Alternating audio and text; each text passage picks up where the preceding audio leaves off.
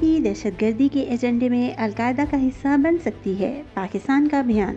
پاکستان نے کہا ہے کہ افغانستان میں سرگرم دہشت گردوں کا یہ سب سے بڑا گروپ علاقائی اور عالمی سطح پر دہشت گردی کے ایجنڈے کے ساتھ القاعدہ کا حصہ بن سکتا ہے۔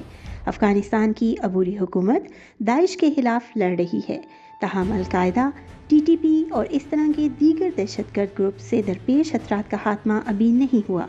ہماری سرحد کے قریب محفوظ پناہ گاہوں کی وجہ سے پاکستان کی سلامتی کو براہ راست اور روزانہ کی سطح پر خطرات درپیش ہیں۔